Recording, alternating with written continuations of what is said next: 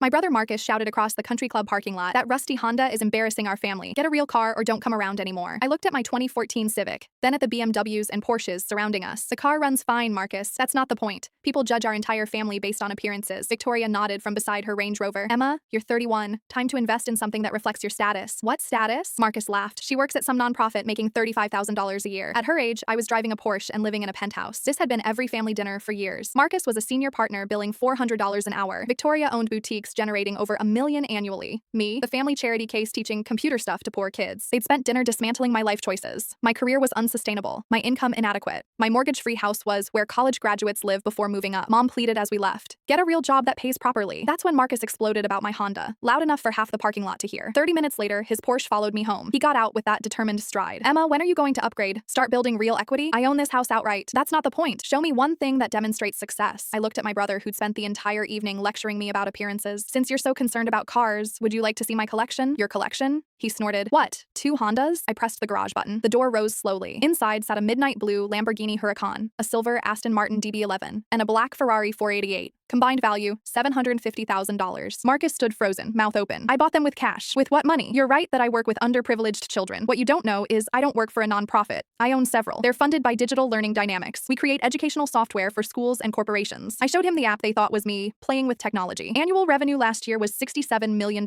His face went white. $67.3 million revenue with $31.8 million profit. Contracts with 1,247 school districts, 89 Fortune 500 companies, 12 government agencies. I opened the Lamborghini's hood. This cost $267,000. The Aston Martin, $198,000. The Ferrari, $280,000. If you have this much money, why live so normally? Because I value substance over appearances. The Honda doesn't make me a target for theft. My phone rang. Dr. Sarah Chin from Harvard. "Emma, Harvard approved your proposal. $12.7 million over 4 years." Marcus stared at the caller ID. "One of many. We have contracts with Stanford, MIT, Yale, Princeton." I showed him our dashboard. "Total value, $347 million over 5 years." He sat heavily. "I started this 9 years ago after graduating from MIT." "MIT? Full scholarship, master's in computer science. You never asked." I drove him around back to my $3.8 million development facility. He walked through in bewilderment at the servers and equipment. He stopped at a wall of awards. "Is that you with the Secretary of Education?" I pulled up our metrics. 1.3 million students using our platforms. Today's revenue, $290,000 per day. While you lectured me about getting a real job, we earned more than most people make in 5 years. What is your net worth? Approximately $94 million.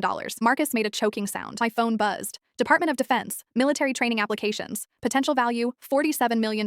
We walked back to the 3 supercars gleaming in my garage. "Emma, I owe you the biggest apology. You've been so focused on what success looks like from the outside that you never bothered to look inside." My phone buzzed with Victoria's text. "Did you finish explaining to Emma why she needs to get her life together?" I showed Marcus. "Tell her I might drive something different to the country club next month." "Which car?" "Maybe the Lamborghini. It's been a while."